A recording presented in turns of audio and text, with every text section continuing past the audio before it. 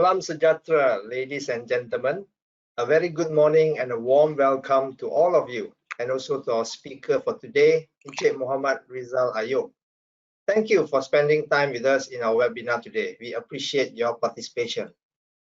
Our talk today is a continuation of a series of webinars focusing on Malaysia's competitiveness performance and ranking as assessed and reported yearly by international organizations, namely the International Institute for Management Development, or in short IMD, in their World Competitiveness Yearbook, and also the World Economic Forum, also known as WEF, in their Global Competitiveness Report.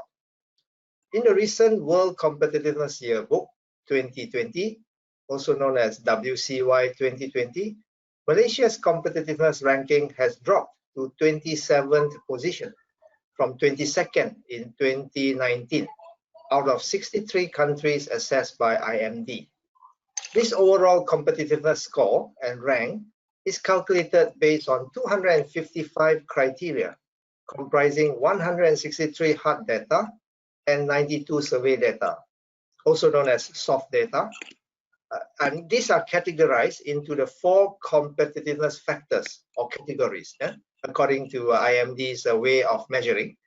And the factors are economic performance, government efficiency, business efficiency, and infrastructure. In our talk today, our speaker, Encik Rizal, will be presenting on life expectancy at birth. This is an interesting topic, which affects everybody, each of us, in terms of our lifespan, right? So, which is a criterion in the category of health and environment within the infrastructure factor.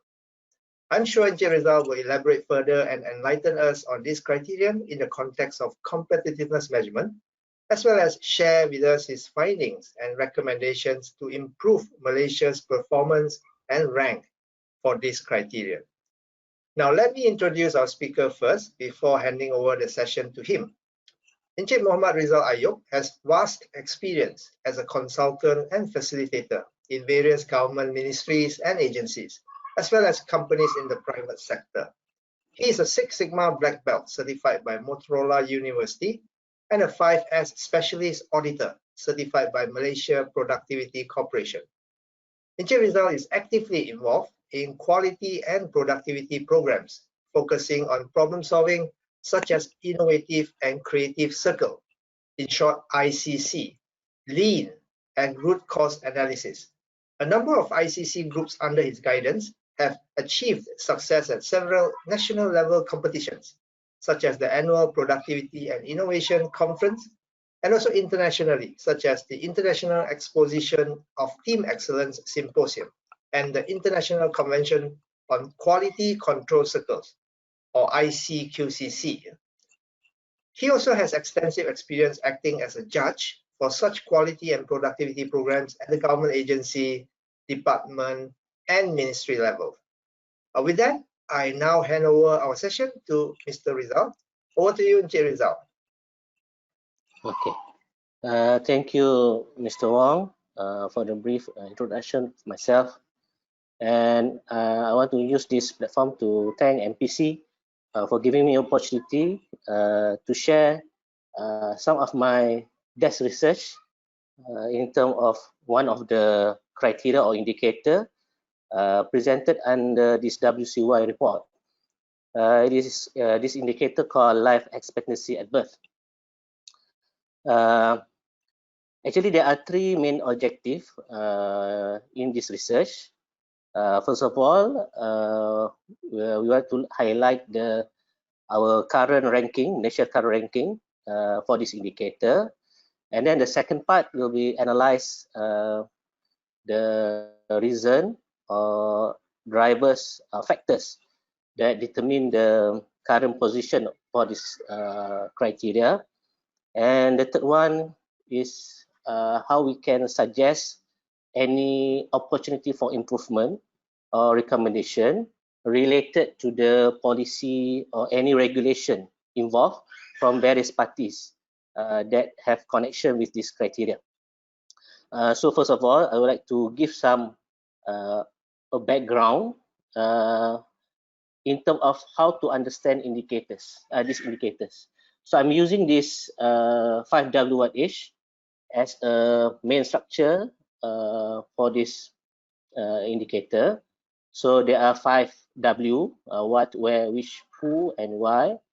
And so the last part is how. How means how we want to calculate, how we can calculate this life expectancy at birth criteria. Okay, for the first one, how we can define this life expectancy? Actually, this life expectancy is considered as an average or balancing age for a person at the beginning of a certain age, meaning it's considered like your lifespan with a certain benchmark of age. Okay, and then the second one, it reflects an overall, it reflects overall mortality level of population across all age groups.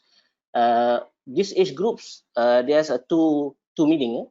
The first age group is recorded under the statistic.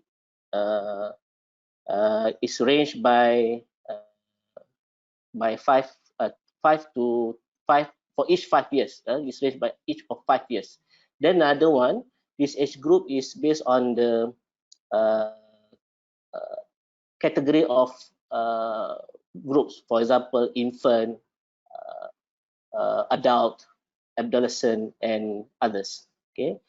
The basic equation for this life expectancy, of course, the most determination of life expectancy is regarding your death rate, or now we call it as mortality level. So the basic equation is when we say about this mortality rate, if you want to see the progress of life expectancy, of course we need to decrease the mortality rate. So this is the basic equation.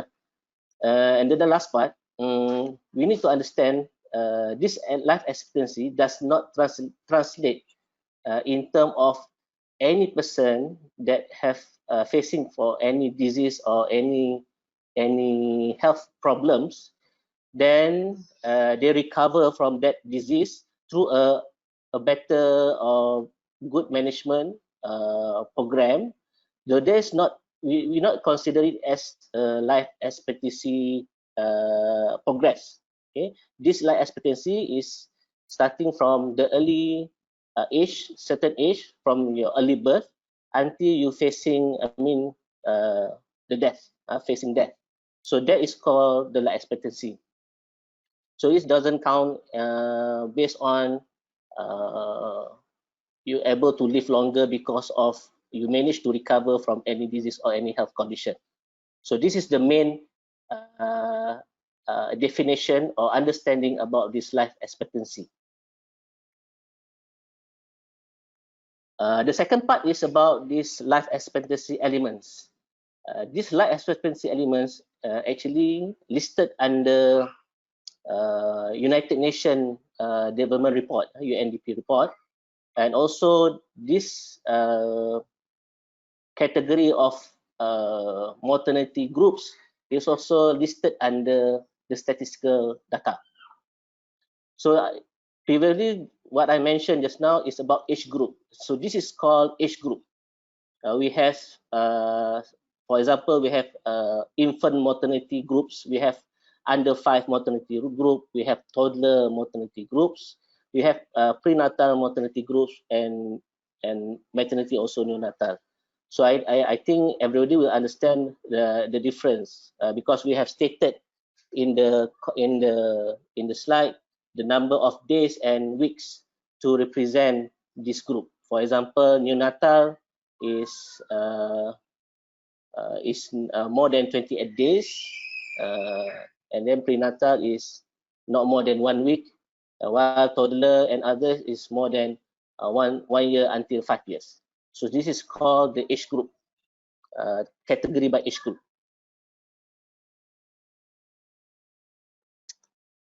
Okay, to further understand about this life expectancy, after we know the statistic about this life expectancy, then we know the determination of the life expectancy is because of the death rate. And then we categorize into a few groups, age group. We also need to know if we want to further analysis about and we have to recommend that something that affect the policy, we need to know the causes of death.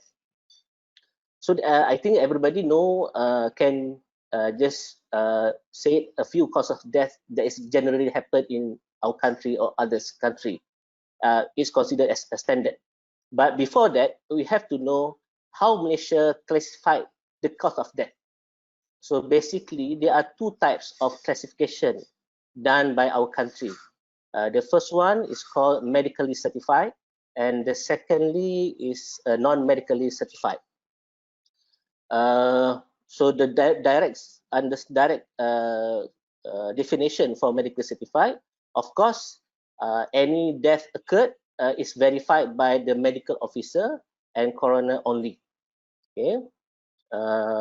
And the other one, the non-medically certified, is verified by having any medical qualification such as police or anyway, meaning without any medical qualification for other third parties. So why we want to highlight these two categories? Because it reflects the number of a death rate in terms of clarification of the death. Because normally we will, in terms of medical certified, I think there's no problem because we know, I mean, the standard based on their expertise in terms of the clarification of death. But we may have problem when we verify this certain situation by third party.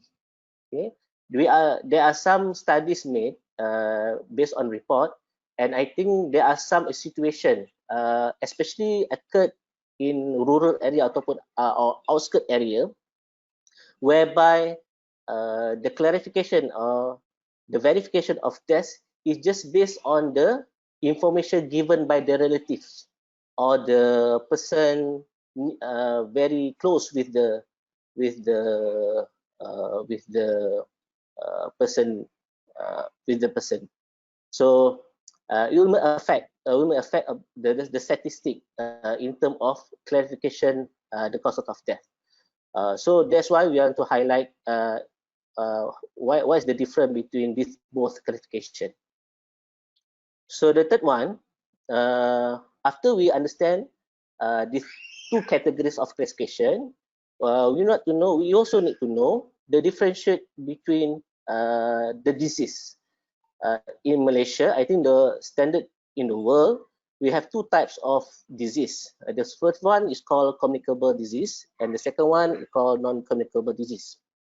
So communicable disease, we use the basic word is the communicate. So it comes from the communication. It can relate with the communication. It means that there's any disease that will have contact from one person to another in any kind of situation, for example, through blood, through fluids, breathing, and airborne virus.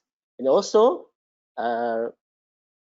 related with any particular insect bitten. For example, the dengue disease.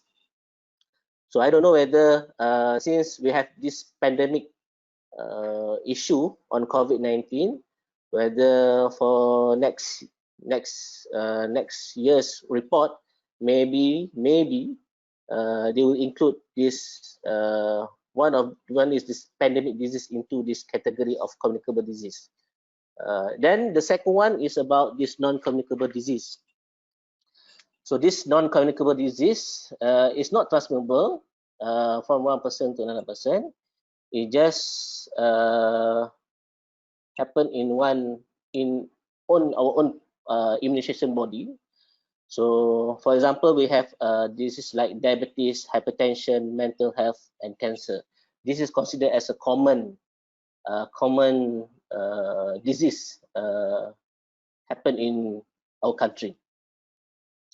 So hopefully, in this stage, at this stage, that everybody can understand why we have to narrow down this analysis to this extent.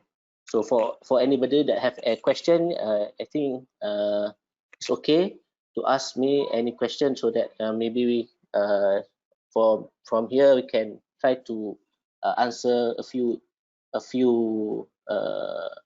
question that relate with this introduction of life expectancy. Now we continue. Beside the cause of death, we also can narrow down the causes of death based on the risk factors. Okay. So the risk factors also stated in the statistic data. Okay. Actually, there are 5 common risk factors listed. The first one called metabolic risk. The second one will be environmental occupational risk, and the third one we have real risk. Actually, there are 2 others. The 2 others is related with the social issues and also the medical care. Okay, social issue and medical care. So I just highlighted that these 3 main components, which is the metabolic risk, environmental occupational risk, and also the behavior risk. So there are a few examples for metabolic risk. So metabolic is mostly like related with your body condition, in terms of your weight and your obesity, and relate also with your physical activity. So will affect your high blood, your mass index, and also your glucose. Okay. And the second one is about the environmental or occupational risk. This is mostly concentrate in a working condition situation, because we know that most of the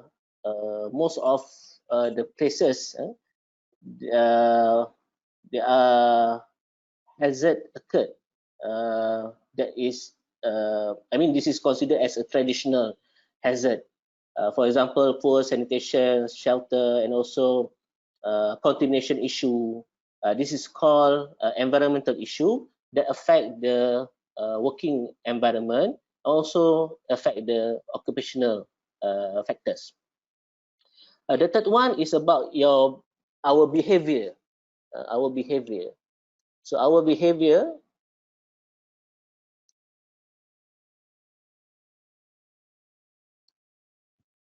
okay, our behavior.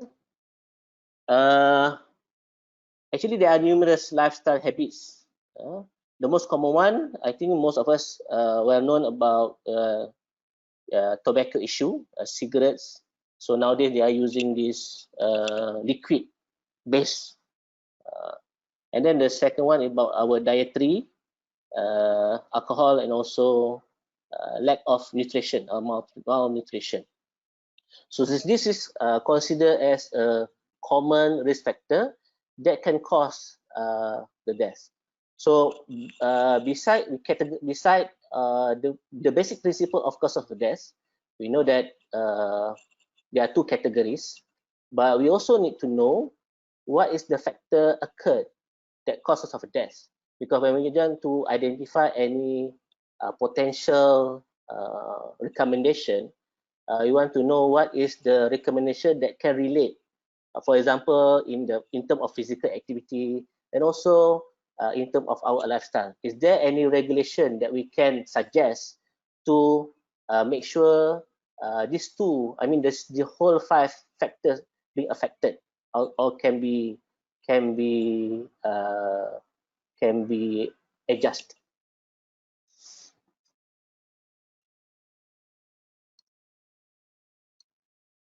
Okay. Now we look at the data. We look at the data. Where are the Malaysia position in terms of the value and rank? Actually, there are 2 types of report. We know that this indicator is presented under WCY 2020. but all the contents and all the analysis is based on the Human Development Report 2019.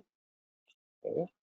Meanwhile, the data provided for this Human Development Report 2019 are used under 2018 data. So based on this report, our current performance of LE is 76. This is considered the average age that our Malaysian people are able to survive. This is considered as the average age. So in terms of ranking, for the HDR report, our country ranked position at number of 61 out of 189 countries listed under this report, countries and also territories. Meanwhile, for the WCY report, we are positioned at number 46 out of 63. Hong Kong will be number 1 with the average of life value 84.7. Okay. So in the same slide also, we can see for the past 5 years, we managed to upgrade or progressing our life value since 2015. We start at 75.5. Now it gradually increased until 2018. We managed to perform at the 76 value.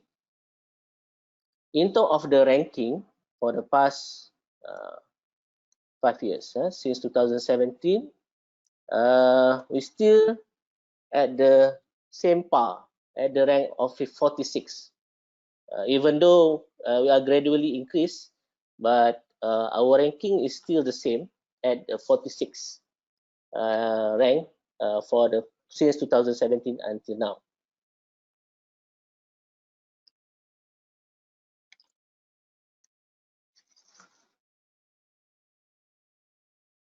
If want to, there's another. Okay, this is a slide where we can compare our ranking through a few countries.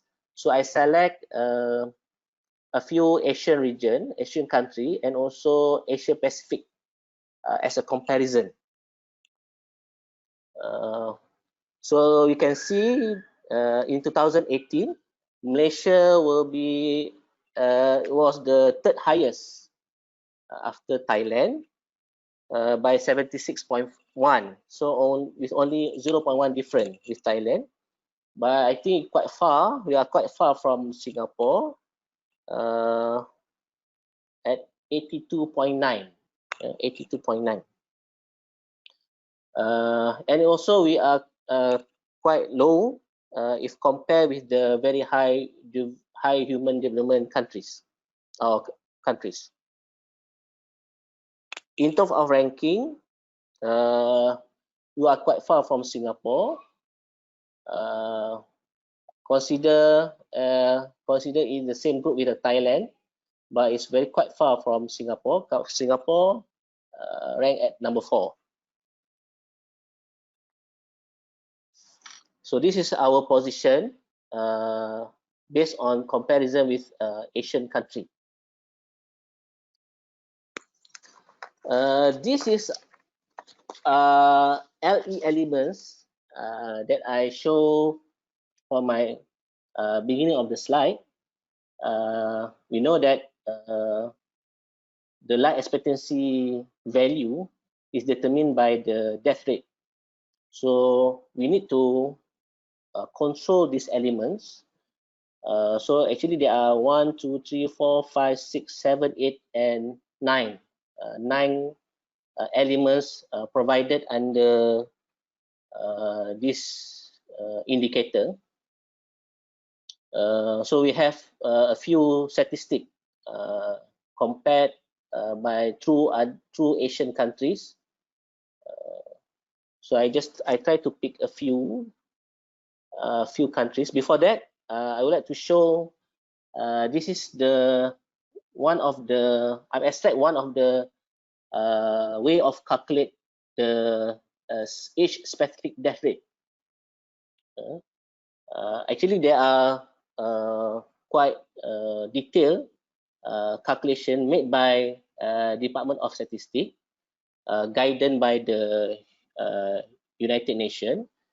This is one of the, the simple ways to understand in terms of how to calculate the death rate by age. So, for example, and on the right side, actually WHO already come up with a standard age group.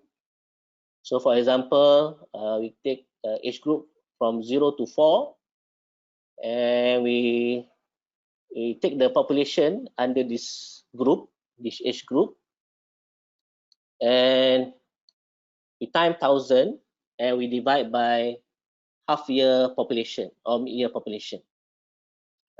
After that, we get the age-specific death rate (ASDR). Then we time with the weight standard population based on the WHO standard list on the right side of this slide. That is how we calculate the age standardized mortality rate. So if you ask how we can get these numbers, the elements, the first age standardized mortality rate. So the basic calculation is using this formula.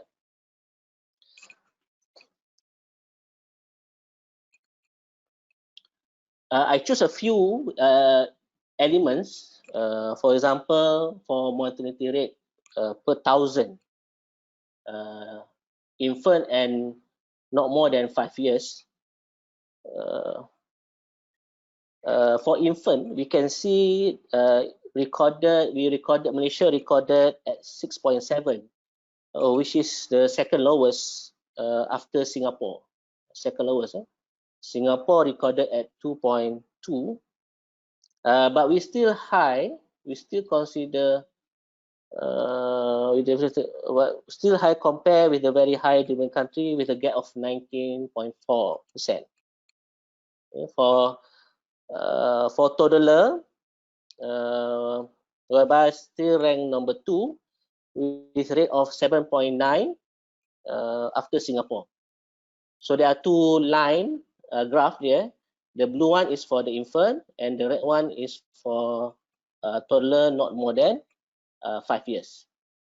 So, but we're still quite far away from Singapore for 2018 data.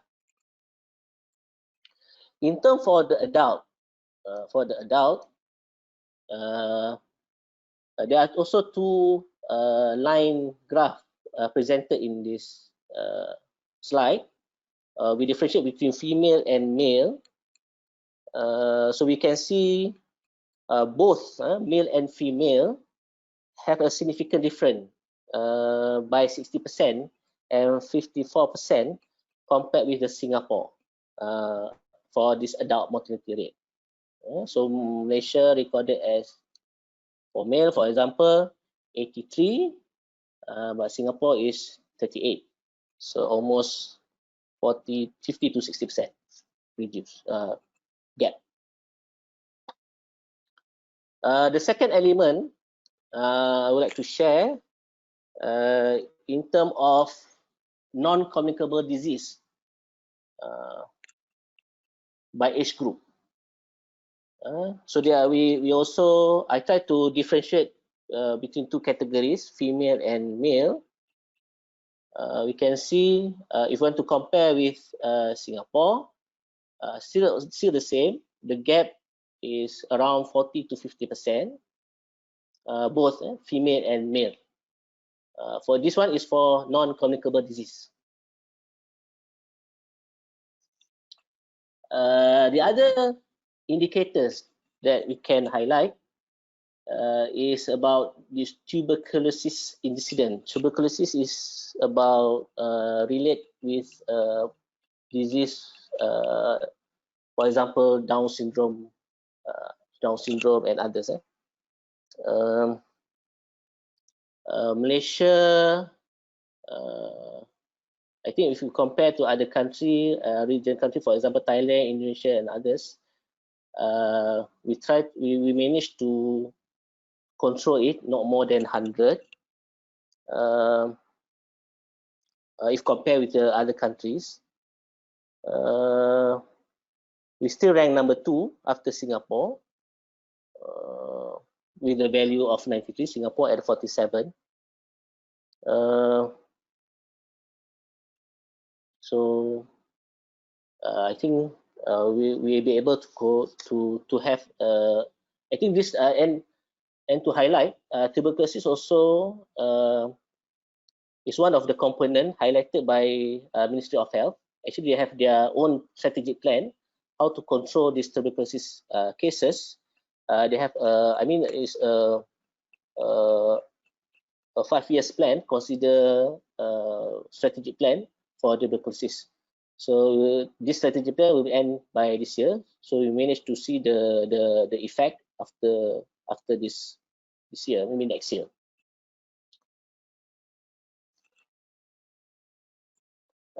After we understand about the ranking, the statistic relate with this life expectancy value and determined by the death rate, I would like to highlight in terms of the sources of data and also authorities or regulatory that evolve in terms of providing the information. Of course, this value of life expectancy is provided by Department of Statistics of Malaysia using this aggregate life tables. This aggregate life table is considered like a summary lifespan tables with a range of age by 5 years. They also provide another what call unaveraged life tables, considered as a complete life tables. So in terms of producing the value, this life value, they are using this average life tables. In terms of the mortality rate, we also managed to extract the data from Department of Statistics through their report on causes of death and also vital statistics in Malaysia 2019. In terms of the risk factors, that I mentioned earlier, there are few. I mean, there are one department under the Ministry of Health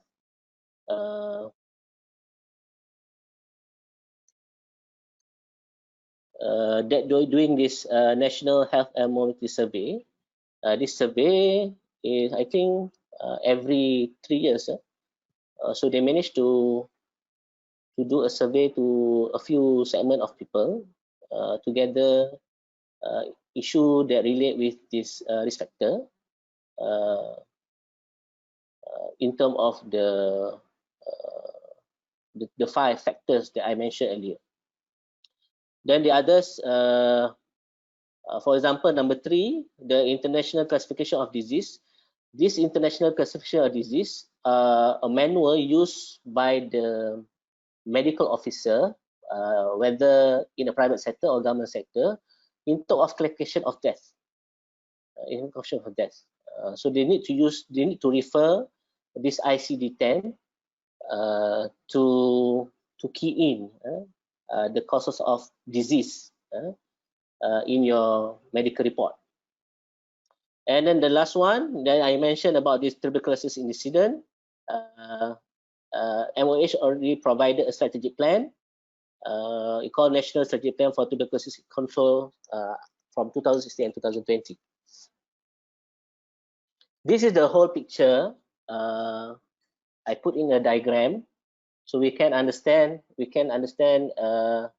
what is the relation between the main indicator of life expectancy and what is the elements provided by the human development report and how we can connect with the statistic provided with the Department of Statistics Malaysia.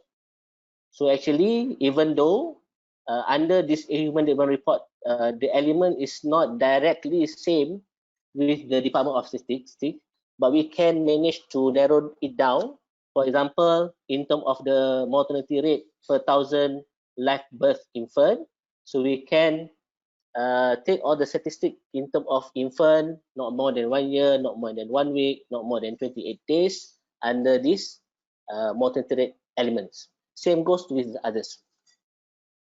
The foundation of this death rate, of course, determined by causes of death, and then these causes of death, we need to know how the classification have been made, whether through a medical certified or non-medical certified.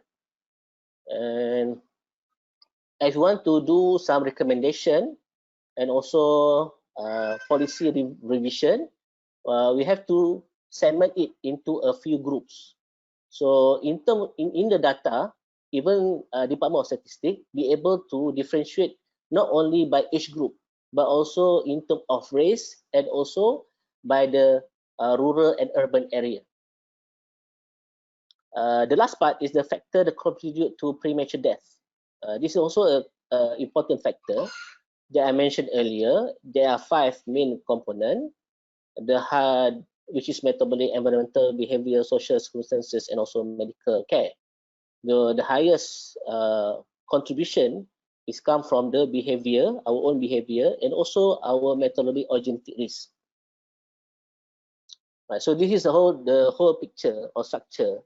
How we are going to relate all the indicators provided under the WCY report and also element provided under UNDP report.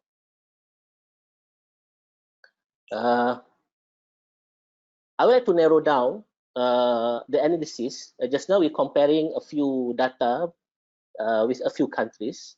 Now I would like to go specific, little bit specific for Malaysia cases.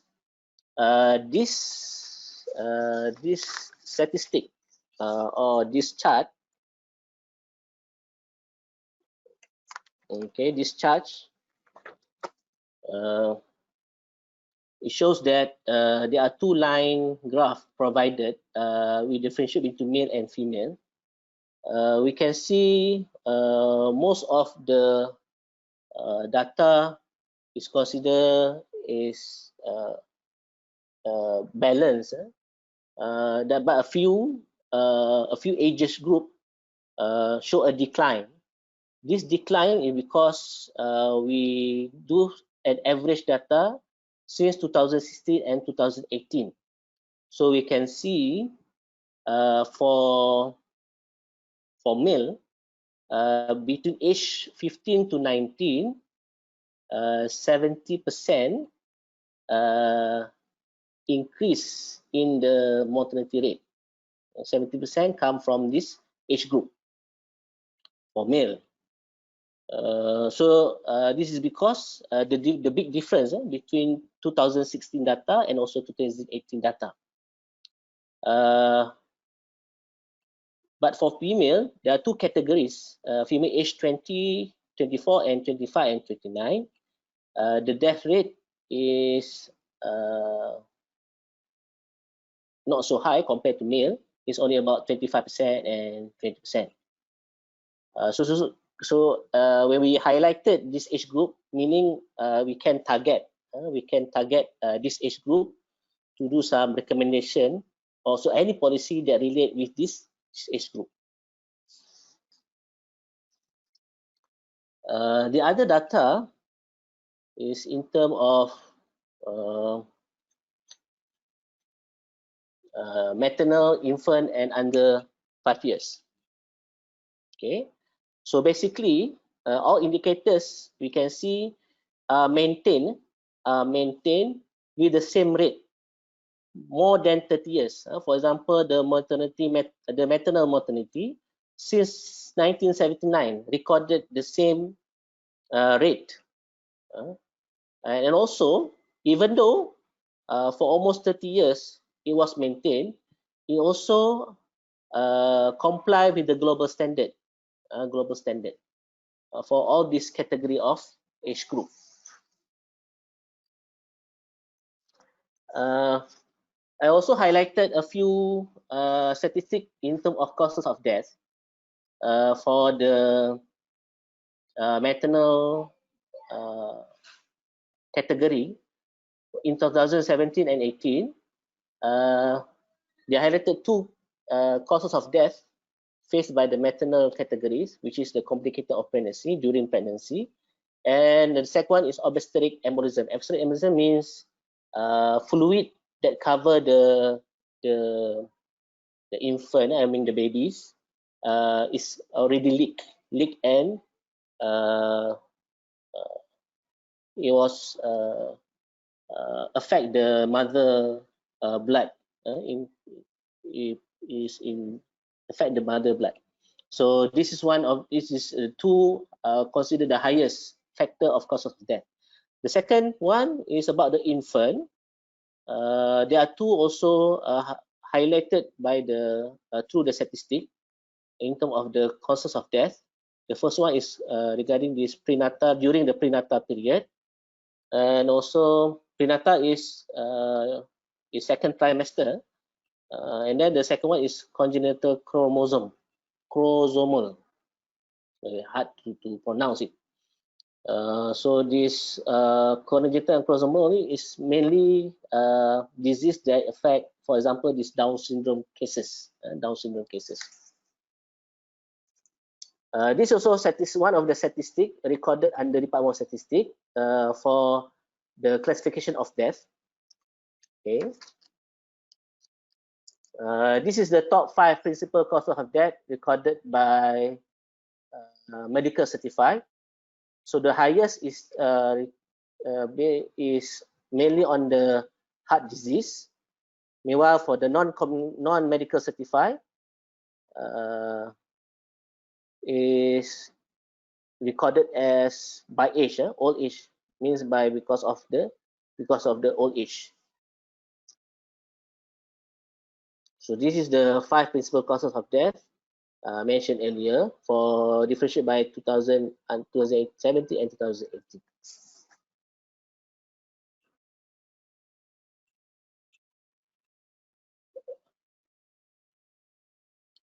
Based on the 5 principal causes of death mentioned earlier, actually we can spotted these 5 categories, which one belongs to what age group. So we can see for pneumonia cases or disease mostly occurred for age 60 years and above. 60 years and above for pneumonia cases. Meanwhile, for heart disease, it affects the age group between 41 to 59 years old.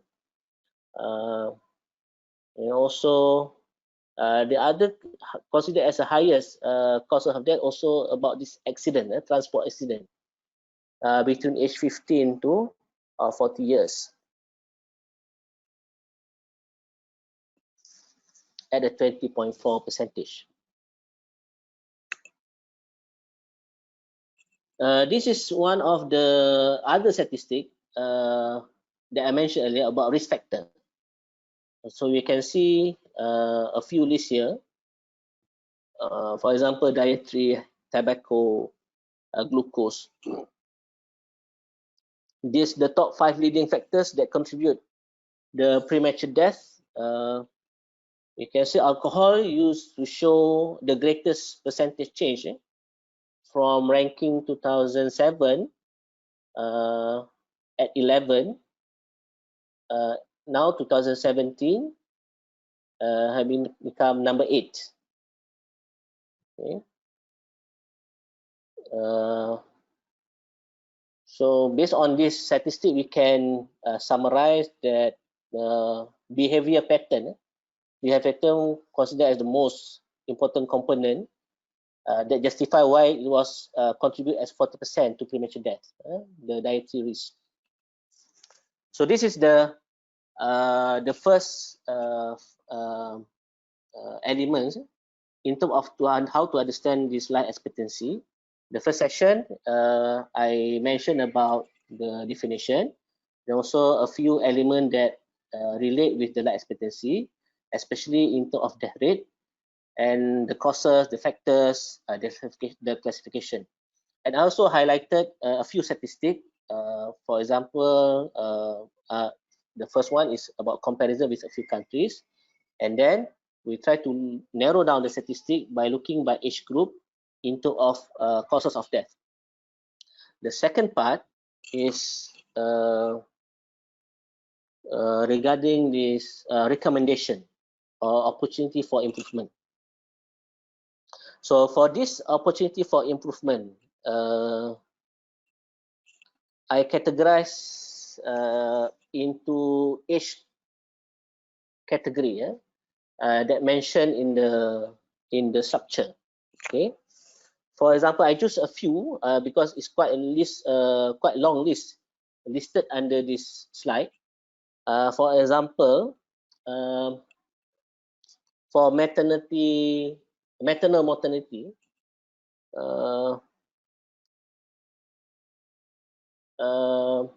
this maternal mortality, we can cover the process starting from the prenatal care.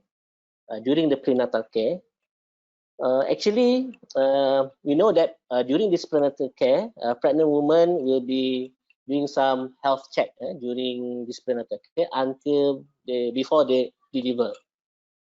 So normally, during this prenatal care, there are a few records need to be used and a few checklists. Okay, so there are study made shows that during this visit, during this prenatal care visit, most of their visit, the medical officer oftenly advise the same topics or repeat the same issue. There's one of issue being highlighted through one of the study. Then there are also issue relate in terms of time spent on coding, because when you enter the emergency area in the hospital, we know that there are segregation made for the emergency. We know the yellow area, green area, and red area. So based on the study, there are also issues that in terms of how to categorize this yellow lane or green categories for this maternal cases. This is also issue because they mention a lot time taken during this process. So this is one of the example of recommendation during the prenatal care. I mean during the health check. Another recommendation, we can touch on the working maternity cases. This relate with one of the act under this Employment Act and regulation. For example, under 2.2, Employment Part-Time Employees Regulation 2010 Malaysia, this regulation does not apply to workers working less than 30% of the normal working hours, who are considered casual workers and workers who perform work for employee within the employer residence, meaning not fully work in a manner, maybe a contract person or working by hours. It doesn't apply. Then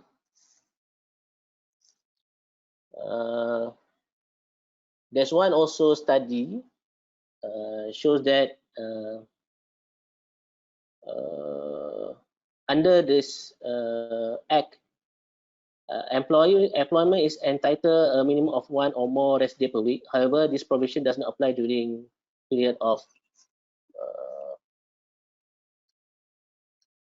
in which employee is on maternity leave. So this result, meaning the total days provided for maternity days, that 60, is actually not exactly 60 days, but actually 44 days because you minus the two rest days per week. The other category, for example, infant. There are also study mentioned about some regulation that can be highlighted in the working condition. We know most of the working places are not provided a private space to those for those women that giving breastfeed. So we can suggest in the policy or regulation to provide any facilities to give some privacy to the women for breastfeeding. Then also there are also issue in terms of professionalism by the private clinic and also some private entity using their platform to promote infant and growing milk as an alternative choice. Basically, based on recommendation by the MOH, for the first 2 years, it's not compulsory, but it was advised the infant need to give a breastfeeding, not using this, not called as a artificial, but infant and growing milk that very is easy to get from the market.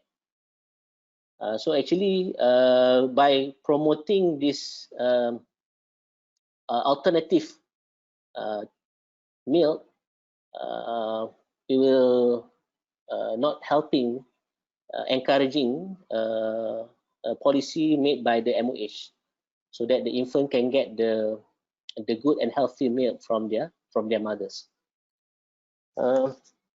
That's one of the example for this category of infant mortality. We have also issue on the transport accidents. For this category, I only managed to get some information based on the study made by Myros, but it's not the latest one.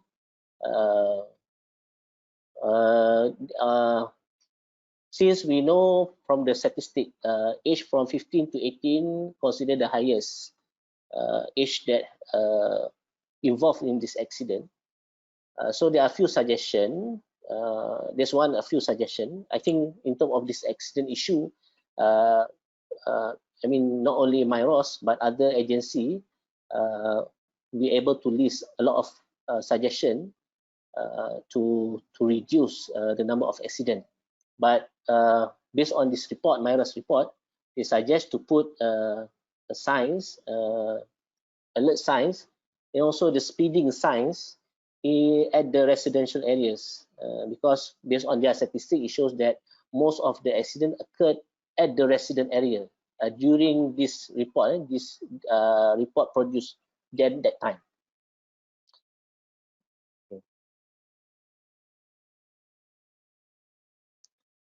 Okay, this is a few recommendation that can be highlighted, relate with the policy and also regulation. Just now I mentioned about prenatal care. Actually, there are manual produced by MOH, 2013, a third edition manual. I tried to search through the internet. I didn't come across the latest version. I mean, after 2013, maybe 2014, 15. but I managed to get only 2013. This is third edition. So what we can suggest in terms of this manual, we can improve the checklist and to be an online to get by getting the feedback through online. So we have to see back the checklist whether there's a checklist that we can categorize, or we try to minimize the checklist and we try to rearrange back to see what is the important elements to be highlighted during the health check. And then in this manual also, maybe we can highlight, because there's an issue, a few pregnant women were not asked about hepatitis status. And certain few cases are not being tested. So maybe in the manual we can highlight why this hepatitis B screening test is important, and to make it as a must during booking appointment before we allow pregnant women to come for their health check. So this is one of the example what we can suggest based on the manual for prenatal care. I also mentioned about time taken in terms of how to classify pregnant women when they come for health check. So we know there are three categories: yellow area, green area, red area coding during the assessment. So maybe we can suggest to provide to have an assessment system based on risk factor, meaning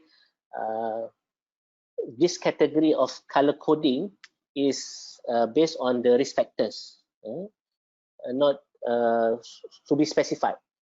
Maybe before this, they just based on the observation. Maybe we can suggest type of risk factor that occurred to be classified, whether it comes under yellow, green, or red. So of course we know that red is considered as critical zone. Red is most critical. So maybe we can put the high risk factors under this category. There's also issue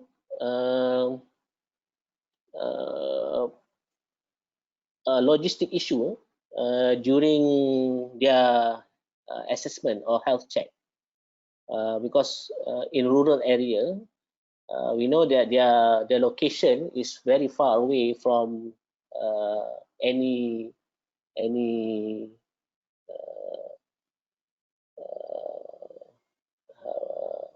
panel or clinics. So it's difficult for them to come a few times. It costs a lot of money for them. So maybe we can suggest like a homestay, to provide any home or homestay for them to combine a few visits so that they can come not as frequent as before. So this suggestion we can highlight it under this document called Garis Panduan Senarai Semak Kesihatan Ibu mengikut sistem keuangan. In terms of working condition for pregnant women, we can relate with this Employment Act 1955 and Employment Part-Time Employees Regulation 2010. For example, before this, workers exceed wage limit 2000 were excluded from coverage under this Employment Act 1955. So maybe we can suggest to include range of salary. We have range of salary, maybe to cover everybody. And then in terms of workers that not full time, that work less than 30% of the normal working hours, maybe we can suggest to justify the work scope to allow workers working less than 30% of normal working hours to enjoy also the benefit same with the normal workers to justify work scope. Then also the others, for example, 2.6 under the 28 confinement amendments, we know that it's only cover for premature birth that can suffer from miscarriage, stillbirth, or other complication before 22 weeks. So maybe we can suggest to expand the scope coverage, including miscarriage, stillbirth, or other complication arising for an abnormal confinement before 20 weeks in the confinement period, not after the confinement period, not under 20, but before 22 weeks. In terms of suggesting a private area in the working place to give to allow pregnant women to give breastfeeding. Actually, it was stated in section 15 under OSHA 1994. It shall be the duty of every employer and every self-employed person to ensure so far as practicable the safety, health, and welfare. If we want to quote the word welfare, so we have to be fair to everybody. So by using this section, we should legalize and policy on breastfeeding facility and breastfeeding breaks in the workplace. So this is one of the suggestion. In terms of categories of toddlers, toddlers or maybe adolescent, toddlers. This on the issue of giving an alternative meal and promoting alternative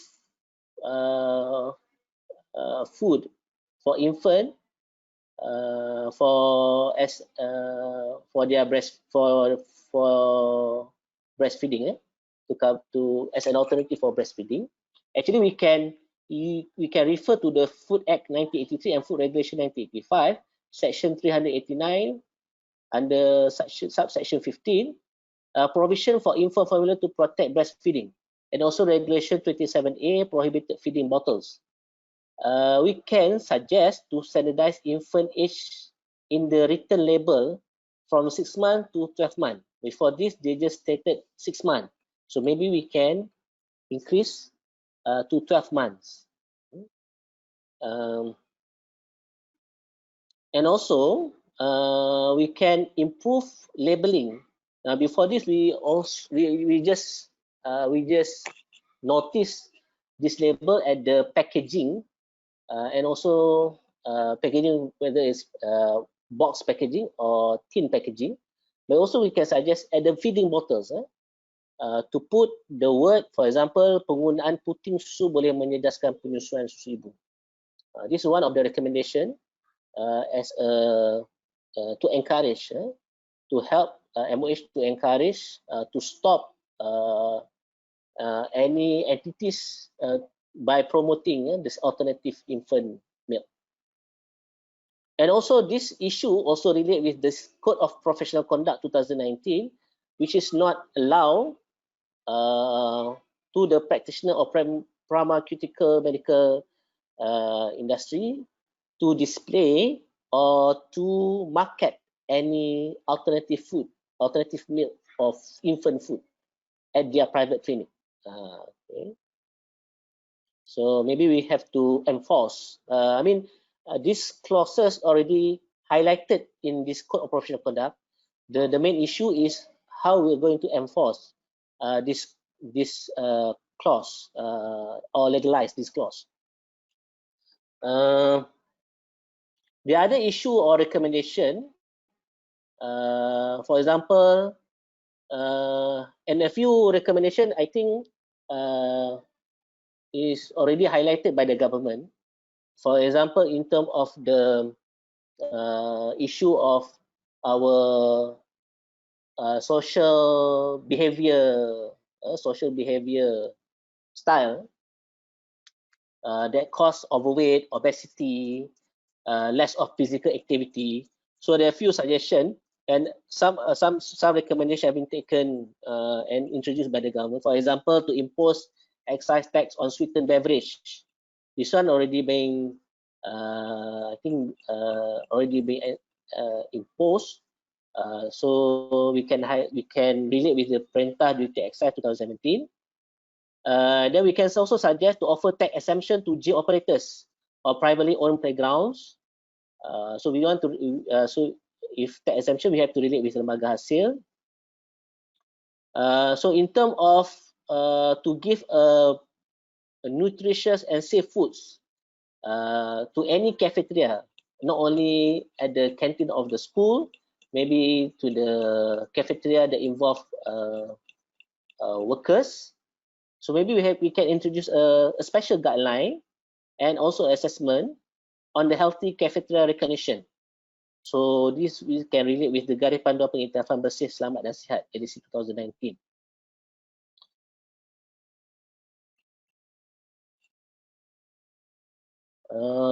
So the others, for example, to make a mandatory for new launch housing area to provide bicycle lanes. We know nowadays cycling activities considered as common and very actively by the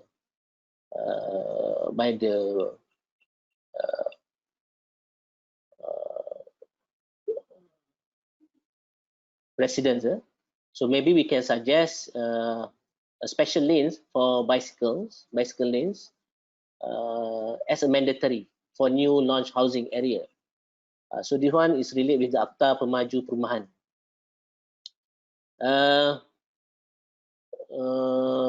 We also can recommend to gazette hiking areas which has not been gazetted as a conservation area. This one relate with Akta Perhutanan Negara.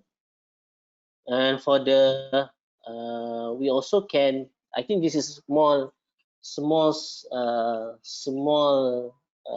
improvement activities can suggest to provide a healthy meal provision during meetings. Okay. So in terms of this recommendation, maybe we can target the government staff through this arahan pentadbiran JPA, because of before this we don't have any guidelines food that provide during meetings. So maybe we can suggest only healthy meals with proper guidelines. To the government servant, or maybe we can extend to the private sector. Then another, we can consider as force suggestion to include a few level of non-communicable, risk factors in terms of promoting or evaluating performance. Maybe we can target for the civil service for process of hiring and also promotion, to look at their level of maybe their cholesterol, their glucose, and everything.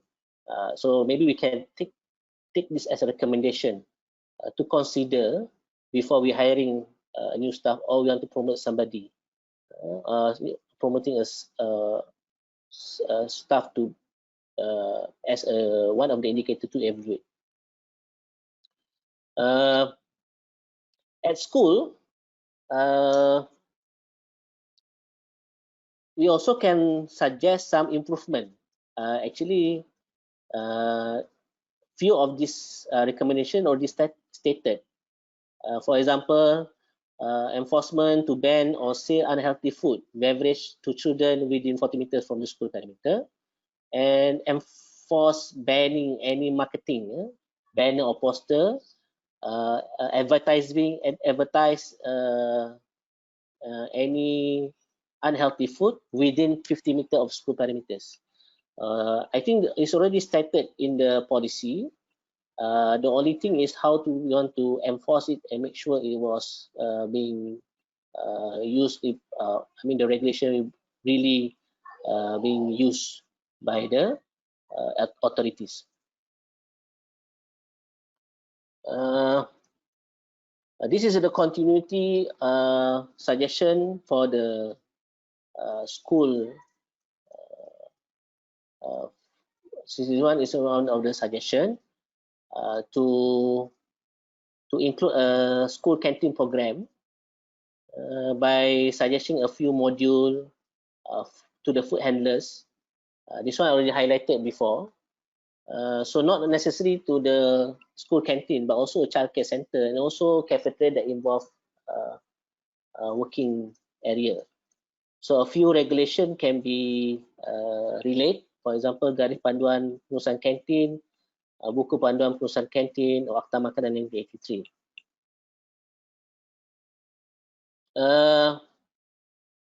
In terms of classification, we have issue just now mentioned about classification by not authorized person. I mean, from the third party. So maybe we need to have some checklist or some regulation to make sure even though all the information given by the third party, we need to have endorsement by medical personnel. That is one of the improvement we can suggest. And in terms of this ICD-10, maybe we can suggest a few more comprehensive training in terms of especially to those medical officer, new medical officer, to more understanding about this ICD-10 coding, to avoid any wrong key-in, no wrong key-in or classification in terms of causes of death. So this is one. This is the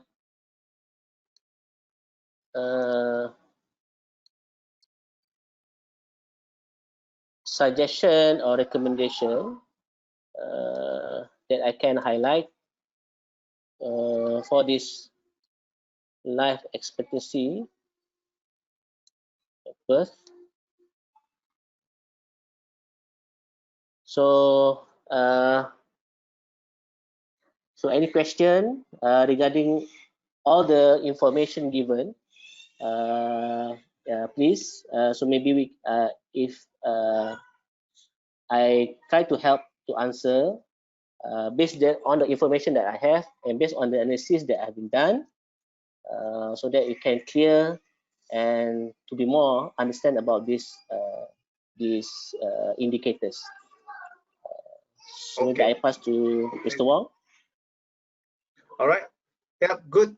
Thank you, Encik Rizal, for a very detailed, very looks like it's very technical. I mean, from the perspective of medical domain, it's a very technical topic on how life expectancy at birth is being measured or being determined using so many different elements. And you have shared with us so many different issues or causes that could affect life expectancy, and also many different recommendations for different situations, different causes of death, especially. So that's good. Really appreciate that interesting and very detailed explanation from a technical perspective. So I have a question here from one of the participants in our webinar today. And this question is from Encik Muhammad Aizuddin Nur Azman. The question goes like this. May I know on what basis tuberculosis is used to compare Malaysia with other countries in terms of number of incidents? So based on the question is asking, in terms of number of incidents, what basis tuberculosis is used to compare Malaysia with other countries? Yeah, please. Okay. This is the statistic given by the recorded under UNDP report.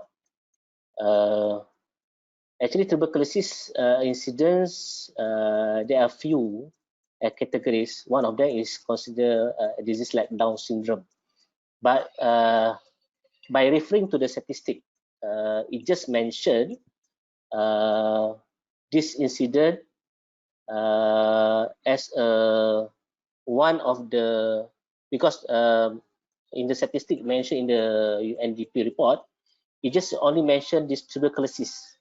There are no segmentation given under this Is it possible statistic. for Rizal to show that particular table? I think you had one table at the beginning on the different elements of life expectancy.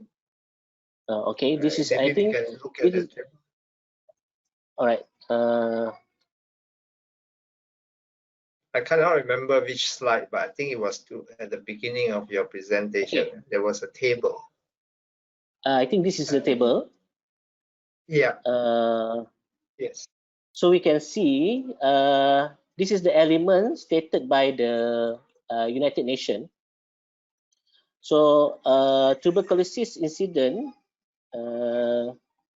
is the category listed under this element, but it doesn't listed any details under this tuberculosis issue. It just show us this tuberculosis incident. But MOH already come out with some strategic plan. But I know I don't go details in this strategic plan, since there are already recommendation by the MOH in terms of the tuberculosis incidents. So in terms of statistic, even though this statistic come from the UNDP report, I didn't notice from the Department of Statistics or others, but maybe if we can have a proper analysis. Maybe there are details categories of tuberculosis, so we can know our categories. I mean, our value 93 is come from what categories of tuberculosis. So for this current data, we only know the total value of tuberculosis. But the example of tuberculosis, for example, I just mentioned just now, is about this Down syndrome disease. I think. Okay.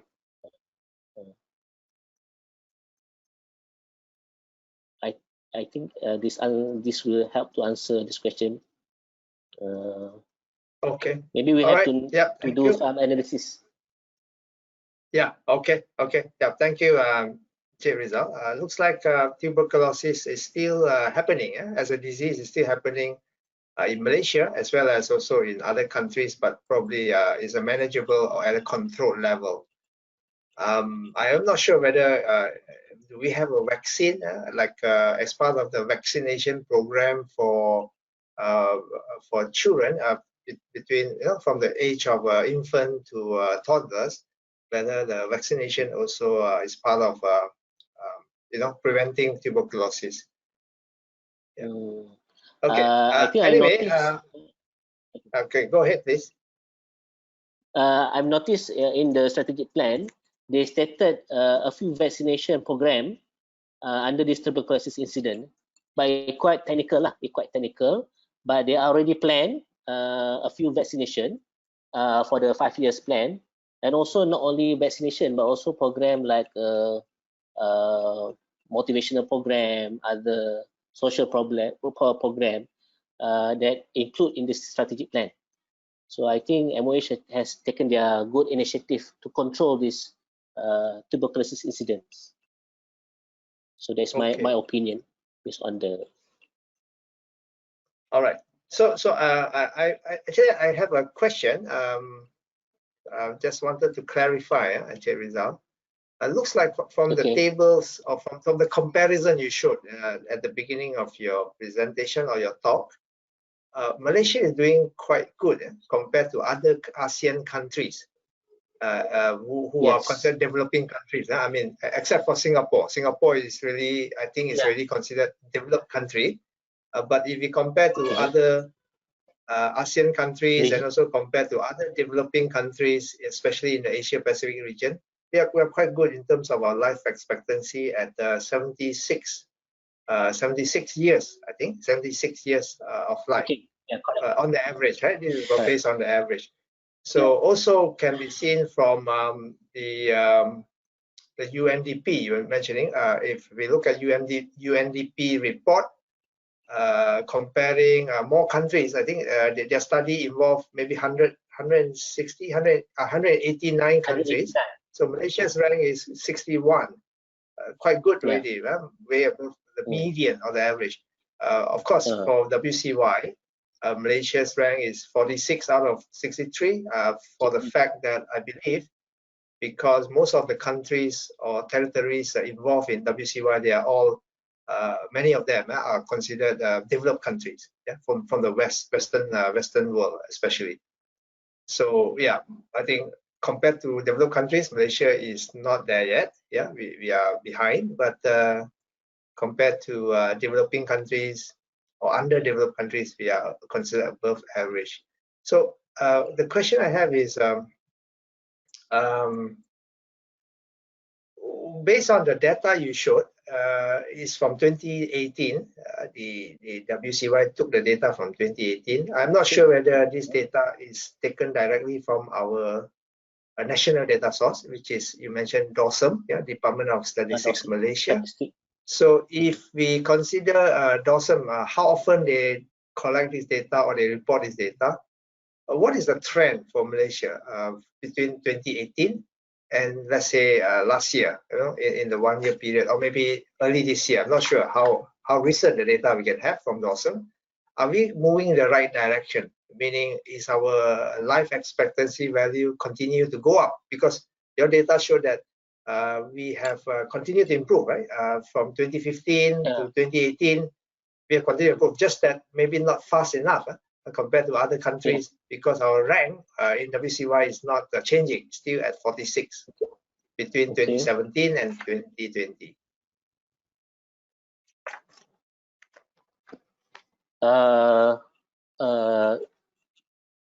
According to the data statistic, because the statistic, even though it comes from the Human Report, UNDP, but again, they're also referring to Department of Statistics, because it's only Department of Statistics that provide this raw data. Also, they themselves calculate this life expectancy based on the average life tables.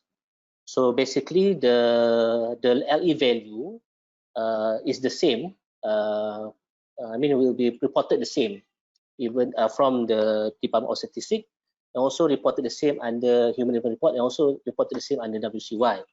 So for the past 10 years, if we look at the trend since 2000, I think since 1990, our value, LE value, start from 70.9. So it's gradually increasing. 1995, for each 5 years, 70.1.8, and then another 5 years, 72.6. 2000 is going to pick up progressively. 2005, 73.6. 2010, 74.5. 2015, 75.5.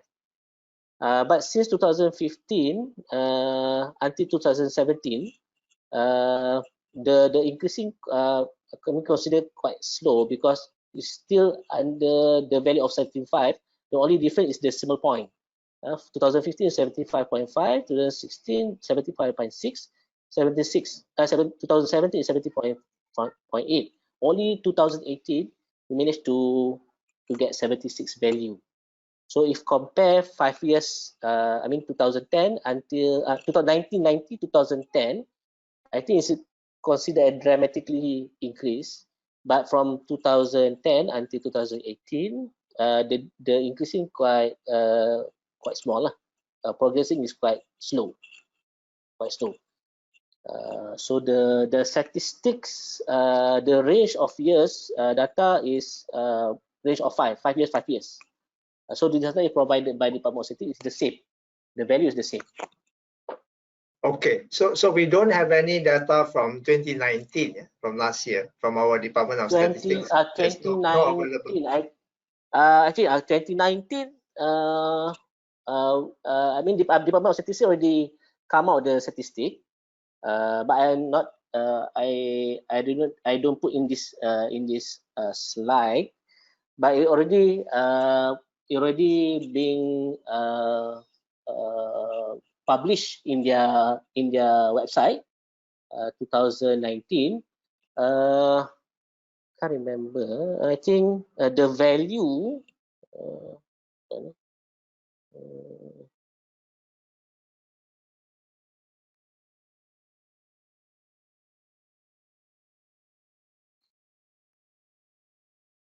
I try to first.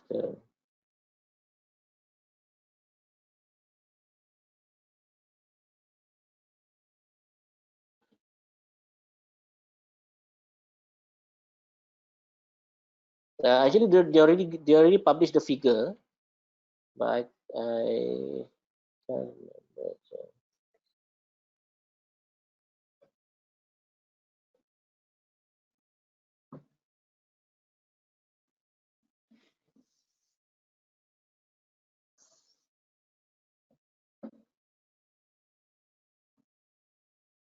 Hold on, I need to.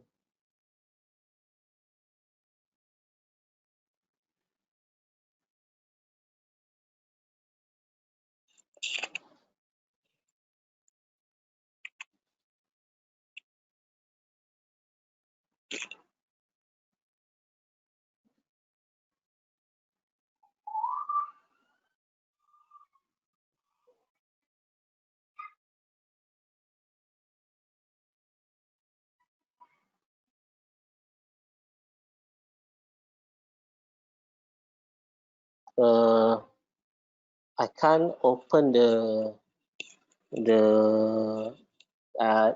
actually it's already stated in the I came across with their statistic, so I think I can't open their website. That's all right then. I think it's all right. Yeah, I think it's all right. I'm confident that for country Malaysia we continue to improve.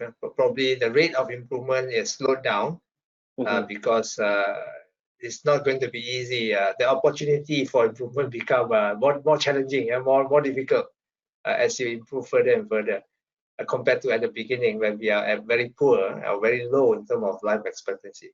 It's okay. It's okay. Thanks. Okay. Since you mentioned it is already available in the DOSM's website, yeah, we can check it out to see what's the latest in terms of LE or life expectancy at birth reported by our DOSM for 2019. Yeah, for the latest figures.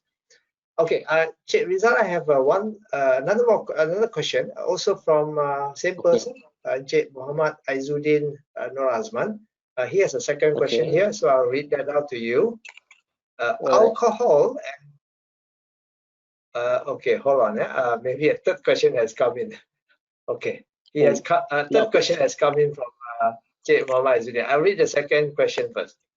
So, alcohol and smoking are the risk factors contributing to complications in pregnancy. Is there any effort by government around the world to ban smoking and alcohol among pregnant women? So that's the question. From my understanding, in terms of banning smoking and alcohol, I think we're not targeting to any category groups. Is for all. I mean, for all categories. When you enter any premises, is current situation. Actually, for government, we already not allow in any premise. I mean, government building for smoking. So it involves pregnant women and all categories of groups in the building. So we know that I think previous government already imposed this smoking limitation at the restaurant there are a few guidelines. I think all of us noticed that. That is one of the initiative government highlighted to help, not to help, actually is to help those who are not smoking. Okay, so I think that's one of the initiative. We are not concentrating this smoking and alcohol, not concentrating on the pregnant woman, but all categories, because this kind of behavior issues is caused by other person, other categories, not only the pregnant woman. So in terms of health condition for those pregnant women who are smoking, I think it will be advised through their health check during their prenatal period. So they should be advised by the medical officer that you are not allowed to take any alcohol and also to smoke. That is common. I mean, it's a basic understanding. That is how we can, I mean, one-to-one session with those group. They are do this kind of activities. But in terms of to extend the scope, I think we can use the general legislation and any rules provided by the government. For example, I just mentioned about the working area, any government buildings and any private buildings and certain open area. Nowadays, not allowed to do any to smoke, and also alcohol. I think we have tremendous action taken by, especially by the authorities now to ban or to give a higher penalty to those drivers who use to drive while using alcohol, with the alcohol. So I think this is a few what is the recommendation. I think already being highlighted by the government.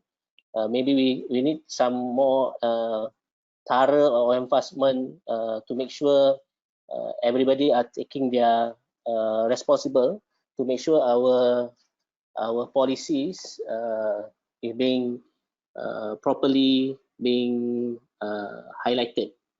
Okay, I think that's my answer to the question. Okay. So the focus, as you're saying, the focus should be on the awareness. Probably as part of the antenatal care for the what do you call during pregnancy for the mother, especially the doctors. I mean, the regular visit to the doctor. The doctor should play also the role to keep on reminding and Yes. warn the mother not to consume any alcohol and cigarettes, because it will affect the health of the baby. So that's something that is more awareness and education for mothers or would-be mothers.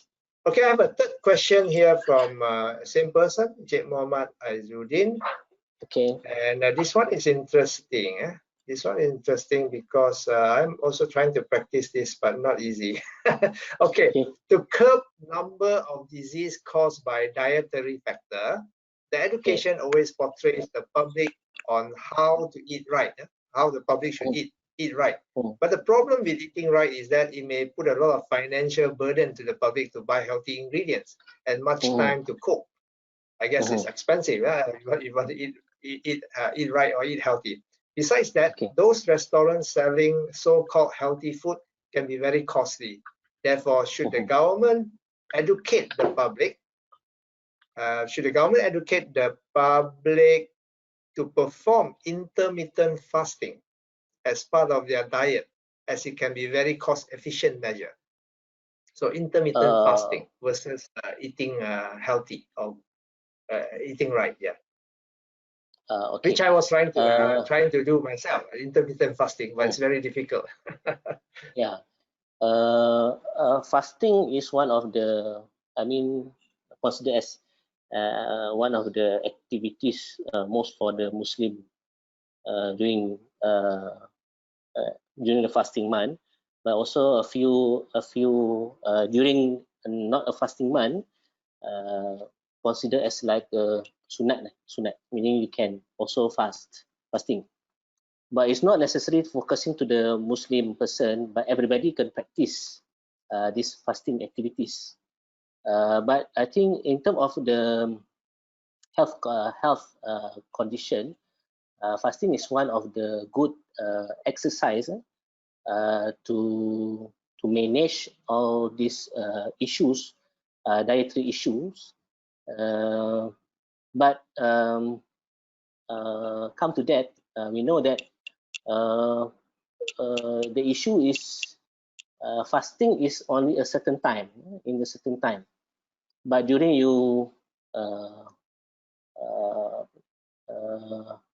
open fast, then after that you still also do the same behavior.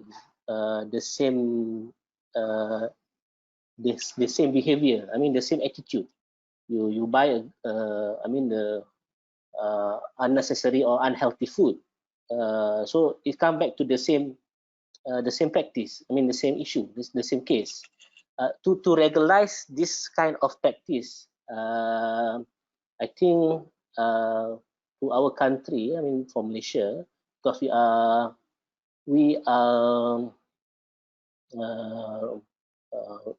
very, we come with all races and all kind of religions. To impose this kind of activities as one of the regulation is quite difficult, but it can be started at the early age through education. I mean, come back to the awareness. We can be suggest, but in terms of awareness, we need to highlight the benefit and the health. The health effect by fasting. Because when we don't know the benefits, then each person is difficult to practice it. Same goes with a lot of suggestion to dietary. For example, to reduce your glucose, please avoid to take a lot of rice. Just concentrate on the fruits. Yes. So that is part of, not fully fasting, but it's considered as partial fasting.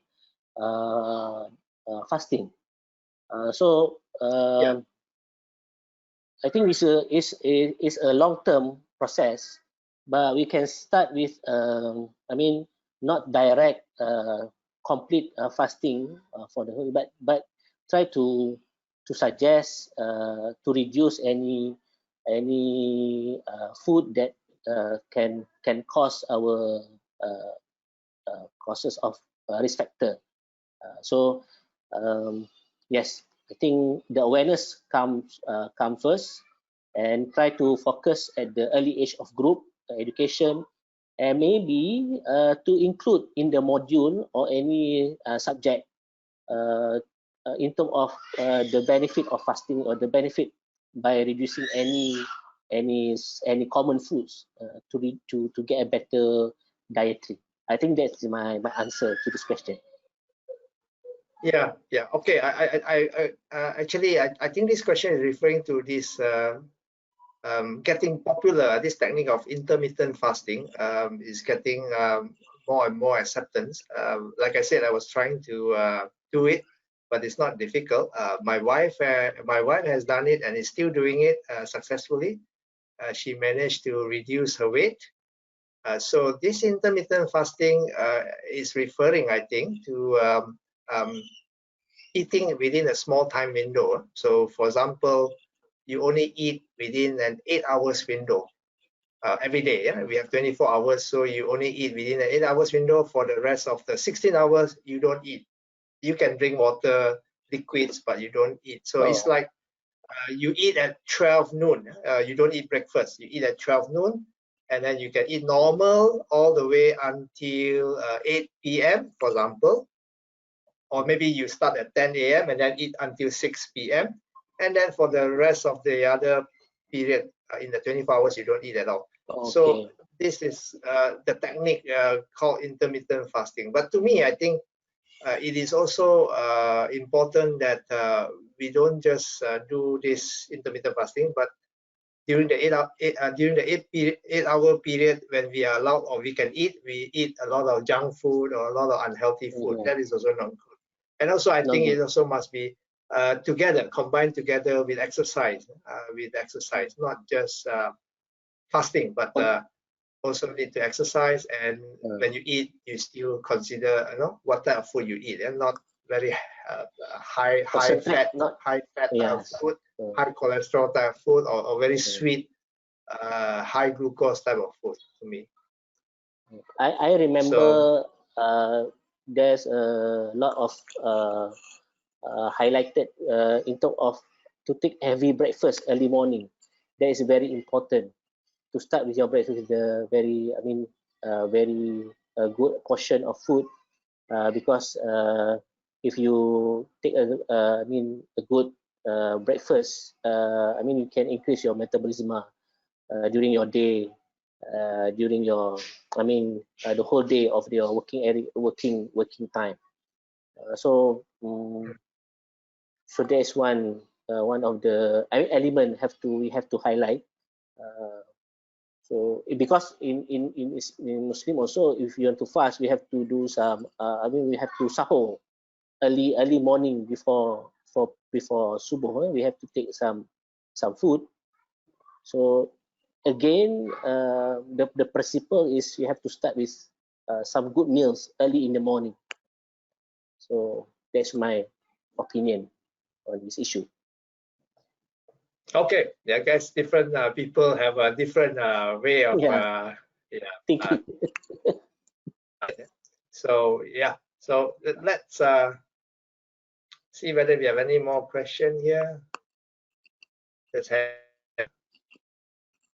Okay, I think that's it. No further question posed here on the question box. And also looking at the time, I think we have come of our webinar, our competitiveness talk today. So thank you to our speaker. Thank you, Encik Rizal, for very interesting and also enlightening talk. Very technical. A lot of data that you have shown us, a lot of figures on this topic of life expectancy at birth, which is important for each and every one of us, I believe. Everybody wants to live longer, right? So we want to have a good, what they call high quality of life or high quality of living, so that we have a longer lifespan. I think that's the long-term aspiration for each one of us. And I would also like to thank those who have joined our webinar today for taking precious time out of your business schedule, out of your busy schedule, to participate in this webinar. I wish everyone here a good day and a productive rest of the week ahead. Stay healthy, stay safe, and as much as possible, stay home during this CMCO period. Thank you and goodbye. Okay, thank you, Mr. Wang. Thank you, everybody. Thank you, Rizal.